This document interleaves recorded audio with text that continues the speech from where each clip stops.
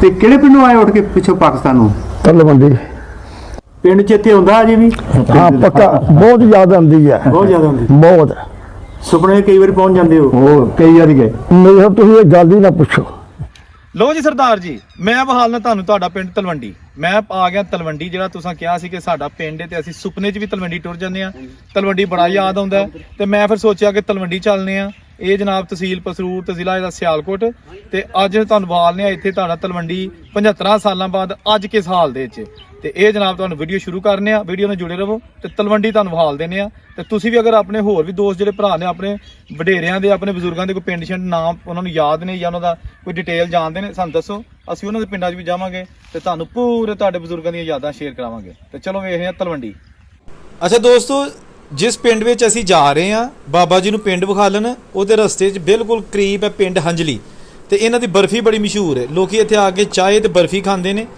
ਮੈਂ ਚਾਹ ਬਣਾ ਰਿਹਾ ਵਾਂ ਖੁਦ ਆਪਣੇ ਹੱਥਾਂ ਨਾਲ, ਔਰ ਬਾਅਦ ਦੇ ਜਨਾਬ ਇੱਥੇ ਅਸੀਂ ਇਹਨਾਂ ਦੀ ਟੇਸਟ ਕਰਾਂਗੇ ਬਰਫੀ। ਇਹ ਹੰਜਲੀ ਵਾਲੇ ਬਰਫੀ ਬੜਾ ਮਸ਼ਹੂਰ ਹੈ, ਪਿੰਡ ਦਾ ਨਾਮ ਹੈ ਹੰਜਲੀ ਤੇ ਇਹਨਾਂ ਦੀ ਦੁਕਾਨ ਦਾ ਨਾਮ ਹੀ ਹੰਜਲੀ ਹੈਗਾ। ਜਿਸ ਤਰ੍ਹਾਂ ਕਿ ਆ ਲਿਖਿਆ ਹੈ ਉਰਦੂ ਦੇ ਵਿੱਚ, ਅਲ ਮਸ਼ਹੂਰ ਹੰਜਲੀ ਵਾਲੇ, ਠੀਕ ਹੈ ਨਾ। ਤੇ ਅੰਦਰ ਪਈ ਇਹਨਾਂ ਦੀ ਬਰਫੀ, ਇਹ ਬਸ ਥੋੜੀ ਬਣਾਉਂਦੇ ਨੇ ਰੋਜ਼ ਜਿੰਨੀ ਕੁ ਵਿਕ ਜੇ, ਔਰ ਉਸ ਤੋਂ ਬਾਅਦ ਤਾਜ਼ਾ ਬਰਫੀ ਦੁਬਾਰਾ ਬਣਾਉਂਦੇ ਨੇ। ਤੇ ਇਹਨਾਂ ਕੋਲ ਸਿਰਫ ਬਰਫੀ ਹੁੰਦੀ ਹੈ ਜਾਂ ਪਕੌੜੇ ਹੁੰਦੇ ਨੇ। ਤੇ ਅਸੀਂ ਆਖਿਆ ਕਿ ਜੀ ਸਰਦਾਰ ਸਾਹਿਬ ਦਾ ਜਿਹੜਾ ਪਿੰਡ ਹੈ ਤਲਵੰਡੀ, ਉੱਥੇ ਜਾਂਦੇ ਆ ਤੇ ਲੇਕਿਨ ਰਸਤੇ 'ਚ ਪਹਿਲਾਂ ਇਹ ਸੁਗਾਤ ਖਾ ਕੇ ਜਾਵਾਂਗੇ ਤਾਂ ਕਿ ਸਰਦਾਰ ਸਾਹਿਬ ਨੂੰ ਵੀ ਪਤਾ ਲੱਗ ਜਾਏ ਕਿ ਹੰਜਲੀ ਜਿਹੜੀ ਹੈ ਨਾ ਉਹ ਪਿੰਡ, ਉਹਨਾਂ ਨੂੰ ਵੀ ਉਹਨਾਂ ਦੀਆਂ ਯਾਦਾਂ ਆ ਜਾਣ ਔਰ ਉਹ ਵੇਖ ਲੈਣ ਕਿ ਉੱਥੇ ਅੱਜ ਵੀ ਇਹ ਪਿੰਡ ਜਿਹੜਾ ਨਾ ਇਹ ਮੌਜੂਦ ਹੈ ਔਰ ਉੱਥੇ ਬਰਫੀ ਵੀ ਮਿਲਦੀ ਹੈ। ਲਓ ਜੀ, ਹੰਜਲੀ ਬਰਫੀ ਇਸ ਇਲਾਕੇ ਦੀ ਮਸ਼ਹੂਰ ਬਰਫੀ। ਵੀਡੀਓ ਬਣਾਉਣ ਚੱਲੇ ਸਾਂ ਤੇ ਆ ਕੇ ਚਲੋ ਅਸੀਂ ਜ਼ਰਾ ਬਰਫੀ ਦਾ ਟੇਸਟ ਕਰ ਲਈਏ ਤੇ ਚਾਹ ਪੀਣੇ ਨਾਲ ਆ ਜੀ। ਲਓ ਜੀ, ਇਹ ਬੜਾ ਖੂਬਸੂਰਤ ਰੋਡ ਜਾ ਰਿਹਾ ਤਲਵੰਡੀ ਨੂੰ ਔਰ ਬਿਲਕੁਲ ਇੱਥੋਂ ਲੈਫਟ ਸਾਈਡ ਤੇ ਤਲਵੰਡੀ ਆਏਗਾ। ਇਹ ਬੋਰਡ ਲਿਖਿਆ ਹੈ ਪਿੰਡ ਕੰਗ ਤੇ ਤਲਵੰਡੀ, ਇਹ ਦੋ ਪਿੰਡ ਨੇ ਤੇ ਅਸੀਂ ਚੱਲਨੇ ਤਲਵੰਡੀ। ਇਹ ਤਲਵੰਡੀ ਜਿੱਥੇ ਪਹੁੰਚੇ ਤੇ ਇਹ ਬਹੁਤ ਪੁਰਾਣਾ ਇੱਥੇ ਪਿੱਪਲ ਦਾ ਦਰਖਤ ਹੈ ਔਰ ਸਰਦਾਰ ਉਹਨਾਂ ਨੇ ਦੱਸਿਆ ਸੀ ਕਿ ਸਾਡੇ ਪਿੰਡ ਦੇ ਵਿੱਚ ਇੱਕ ਮੇਲਾ ਲੱਗਦਾ ਹੁੰਦਾ ਸੀ ਤੇ ਇਹ ਦਰਬਾਰ ਮੌਜੂਦ ਹੈ। ਲਓ ਜੀ ਬਾਬਾ ਜੀ ਦੇਖ ਲਓ, ਇਹ ਦਰਬਾਰ ਅੱਜ ਵੀ ਹੈਗਾ ਹੈ ਇੱਥੇ। ਸਾਨੂੰ ਪਤਾ ਚੱਲਿਆ ਕਿ ਇਹ ਬਿਲਡਿੰਗ ਨਵੀਂ ਹੈ ਲੇਕਿਨ ਇਹ ਦਰਖਤ ਵੀ ਪੁਰਾਣਾ ਹੈ। ਤੇ ਜਿਹੜੀ ਬਜ਼ੁਰਗ ਨੇ ਮਾਸੂਮ ਸ਼ਾਹ ਸਾਹਿਬ ਬਜ਼ੁਰਗ ਜਿਹੜੇ ਕਿ ਮਦਫੂਨ ਨੇ ਇੱਥੇ, ਜਿਨ੍ਹਾਂ ਦੇ ਨਾਂ ਤੇ ਮੇਲਾ ਲੱਗਦਾ, ਉਹ ਬਹੁਤ ਪੁਰਾਣੀ ਕਬਰ ਹੈ, ਬਹੁਤ ਪੁਰਾਣੀ। ਔਰ ਇਹ ਜਨਾਬ ਇੱਥੇ ਲੋਕਾਂ ਨੇ ਮੁਖਤਲਿਫ ਚਾਦਰਾਂ ਚਾੜੀਆਂ ਨੇ ਦਰਖਤ ਦੇ ਨਾਲ। ਔਰ ਇਹ ਜਨਾਬ ਤੁਸੀਂ ਦੇਖੋ ਪਿੰਡ ਤਲਵੰਡੀ ਦੇ ਵਿੱਚ ਉਹ ਦਰਬਾਰ ਜਿੱਥੇ ਸਿੱਖ ਵੀ ਮੇਲਾ ਮਨਾਉਂਦੇ ਹੁੰਦੇ ਸਨ, ਉਸੇ ਤਰ੍ਹਾਂ ਜਿਸ ਤਰ੍ਹਾਂ ਕਿ ਮੁਸਲਮਾਨ ਅਕੀਦਤ ਦੇ ਨਾਲ ਇੱਥੇ ਹਾਜ਼ਰੀ ਦਿੰਦੇ ਸਨ, ਕਿਉਂਕਿ ਇਹ ਪਿੰਡ ਜਿਹੜਾ ਇਹ ਸਿੱਖਾਂ ਦਾ ਪਿੰਡ ਸੀ। ਔਰ ਇੱਥੇ 2-3 ਘਰ ਹੁੰਦੇ ਸਨ ਮੁਸਲਮਾਨਾਂ ਦੇ, ਔਰ ਉਹ ਵੀ ਜਿਹੜੇ ਮੁਸਲਮਾਨ ਸਨ ਉਹ ਜ਼ਿਮੀਦਾਰ ਨਹੀਂ ਸਨ ਹੈਗੇ, ਬਗੈਰ ਜ਼ਮੀਨਾਂ ਵਾਲੇ ਸਨ। ਯਾਨੀ ਕਿ ਦੂਸਰੇ ਲਫ਼ਜ਼ਾਂ 'ਚ ਇਹ ਕਹਿ ਲਓ ਕਿ ਸਿੱਖਾਂ ਦੇ ਕੰਮ ਸ਼ਮ ਕਰਦੇ ਹੁੰਦੇ ਸਨ। ਲੈ ਜਨਾਬ, ਇਹ ਪਿੰਡ ਦਾ ਬਾਹਰ ਤੋਂ ਵਿਊ ਤੁਸੀਂ ਦੇਖੋ। ਇਹ ਪਿੰਡ ਬਿਲਕੁਲ ਛੋਟਾ ਹੁੰਦਾ ਸੀ 1947 ਦੀ ਪਾਰਟੀਸ਼ਨ ਤੋਂ ਵੀ ਪਹਿਲੇ, ਔਰ ਸਾਰਾ ਰਕਬਾ ਯਾਨੀ ਜ਼ਰਾਈ ਜ਼ਮੀਨ ਜਿੰਨੀ ਉਹ ਸਿੱਖ ਖਾਨਦਾਨਾਂ ਦੀ ਹੁੰਦੀ ਸੀ, ਜਿਹਦੇ ਵਿੱਚ ਸਰਦਾਰ ਵਿਸਾਖਾ ਸਿੰਘ ਤੇ ਉਹਦੇ ਜਿਹੜਾ ਪਰਿਵਾਰ ਸੀ, ਉਹਦੇ ਭਾਈ ਸਨ, ਉਹ ਮਾਲਕ ਸਨ। ਇੱਥੇ 2-3 ਖੂਹ ਵੀ ਹੁੰਦੇ ਸਨ। ਅੱਛਾ ਲਓ ਜੀ, ਮੈਂ ਤਲਵੰਡੀ ਤੇ ਸਾਡੇ ਨਾਲ ਇੱਕ ਭਾਈ ਸਾਹਿਬ ਸਾਨੂੰ ਮਿਲੇ। ਭਾਜੀ ਕੀ ਨਾਂ ਤੁਹਾਡਾ? ਅਮਜਦ। ਅਮਜਦ ਸਾਹਿਬ ਮੈਨੂੰ ਦੱਸੋ ਕਿ ਇਹ ਤਲਵੰਡੀ ਅਸੀਂ ਖੜੇ ਆ? ਹਾਂਜੀ, ਤੁਸੀਂ ਤਲਵੰਡੀ ਖੜੇ ਹੋ, ਛੋਟੀ ਤਲਵੰਡੀ ਖੜੇ ਹੋ ਤੁਸੀਂ, ਵੱਡੀ ਤਲਵੰਡੀ ਪਰਲੀ ਸਾਈਡ ਤੇ ਨਾਲ। ਤੇ ਇਹਦੇ ਕੁਝ ਚਾਰ ਜਿਹੜੇ 3-4 ਪਿੰਡਾਂ ਦੇ ਨਾਂ ਤੇ ਲਵੋ। ਇੱਕ ਸਾਈਡ ਤੇ ਹੈ ਮਗਰਬ ਦੀ, ਜਨੂਬ ਦੀ ਸਾਈਡ ਤੇ ਨਾ ਗੜੀ ਪਿੰਡ, ਦੂਸਰੀ ਸਾਈਡ ਤੇ ਲਹਿੰਦੇ ਵਾਲੀ ਸਾਈਡ ਤੇ ਤਤਾਰਪੁਰ ਹੈ, ਤੇ ਚੜ੍ਹਦੇ ਵਾਲੀ ਸਾਈਡ ਤੇ ਕੰਗ ਹੈ, ਨਾਲ ਤੂੜੀ ਦੀ ਸਾਈਡ ਤੇ ਕਰਕੇ ਨਾ ਕੰਗਲ ਦੱਖਣ ਸਾਈਡ ਕਰਕੇ ਜੋਇਆ ਪਿੰਡ ਹੈ, ਪਹਾੜਾਂ ਵਾਲੀ ਸਾਈਡ ਤੇ ਜੋ ਖਿੱਚਾ ਪਿੰਡ ਜੇ। ਠੀਕ ਹੋ ਗਿਆ। ਤੇ ਵਿਸ਼ਕਾਰ ਤਲਵੰਡੀ ਹੈ ਸੈਂਟਰ ਜੰਗਲ ਦੇ ਕਿਨਾਰੇ ਦੇ ਨਾਲ। ਤੇ ਕਿੱਡਾ ਘੋੜਾ ਪਿੰਡ? ਤਕਰੀਬਨ 50-60 ਘਰ ਜੇ।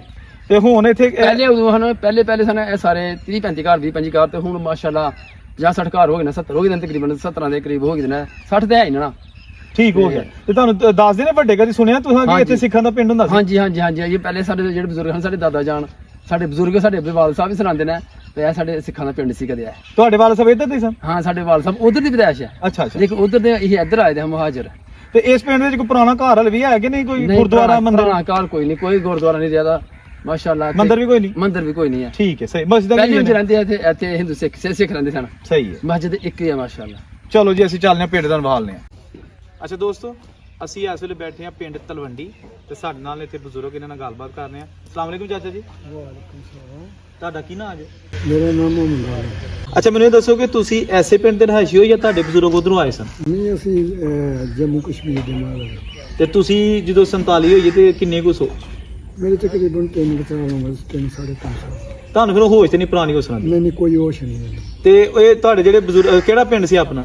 ਗੁੱਲੂ ਚੱਕ, ਇੱਥੇ ਤਹਿਸੀਲ ਤੇ ਵੀਰਾ ਦਾ? ਜ਼ਿਲ੍ਹਾ ਜੰਮੂ ਸੀ ਤੇ ਤਹਿਸੀਲ ਨਵਾਂ ਸ਼ਹਿਰ। ਅੱਛਾ ਤੇ ਤੁਹਾਡੇ ਜਿਹੜੇ ਵਾਲਦ ਸਾਹਿਬ ਨੇ ਉਹ ਜਿਹੜੇ ਨੇ ਉਹ ਖੈਰ ਖਰੀਏ ਨਾ ਆ ਗਏ ਪਾਕਿਸਤਾਨ 1947 ਤੋਂ ਹੀ? ਖੈਰ ਖਰੀਏ ਤੇ ਨਾਲ ਆ ਗਏ ਸਾਨੇ, ਅੱਛਾ ਲੇਕਿਨ ਨਾਨਕੇ ਖਾਨਦਾਨ ਸੀ ਜਿਹੜਾ ਉਹ ਖਤਮ ਕਰ ਦਿੱਤਾ ਸੀ ਉਹਦਾ ਵੀ ਨਵਾਂ। ਅੱਛਾ ਤੁਹਾਡੇ ਦਾਦਕੇ ਜਿਹੜੇ ਸਨ ਤੁਹਾਡੇ ਵਾਲਦ ਸਾਹਿਬ ਉਹ ਸਹੀ ਆ ਗਏ ਤੇ ਉਹ ਜਿਹੜੇ ਸਹੀ ਆ ਗਏ ਸੀ, ਤੇ ਨਾਨਕਿਆਂ ਦੇ ਚੁੱਕੇ ਨਾ ਮਾਰ ਦਿੱਤਾ ਉਹਨਾਂ ਨਾਨਕੇ ਨੂੰ ਖਤਮ ਕਰ ਦਿੱਤਾ। ਸਾਰਿਆਂ ਨੇ? ਇੱਕ ਆਦਮੀ ਬਚਿਆ ਸੀ 7 ਭਰਾਵਾਂ ਚ, ਇੱਕ ਸੀ ਉਹਦਾ ਕੀ ਨਾਂ ਸੀ? ਮੁਹੰਮਦ ਸ਼ਰੀਫ। ਤੇ ਵਾਲਦ ਵਾਲਦਾ ਉਹ ਖਤਮ ਹੋ ਗਏ ਸੀ। ਤੇ ਉਹ ਇਕੱਲੇ ਹੀ ਆਏ ਫਿਰ ਇੱਥੇ? अच्छा दोस्तों बहुत माजरत, मेरा माइक जो है ना वो कुछ सही काम नहीं कर रहा, लेकिन रिकॉर्डिंग के बाद मुझे पता चला कि माइक में कुछ मसला आया हुआ था। खैर बुज़ुर्गों ने कुछ बातें बताई। बेसिकली ये जो बुज़ुर्ग है मोहम्मद आलम साहब, इनका ताल्लुक जम्मू से था। 1947 की पार्टीशन जब हुई तो ये वहाँ से आए थे।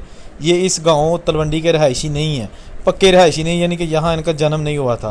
मैंने बड़ी कोशिश की इस गांव में कोई ऐसा बुज़ुर्ग मिले जो यहाँ का रहायशी हो, और जो सरदार साहब इस वक्त इंडिया में बैठे हैं उनकी फैमिली के बारे में जानता हूँ, लेकिन पूरे गांव में कोई भी बुज़ुर्ग मुझे नहीं मिल सका। जो बुज़ुर्ग थे जो पाकिस्तान में जिनका जन्म हुआ था 1947 की पार्टीशन के से पहले का, वो अब सारे फौत हो चुके हैं। तो ये दोनों भाई हैं, लेकिन ये जम्मू से आए थे, इसलिए इनको ज़्यादा इन्फॉर्मेशन नहीं थी।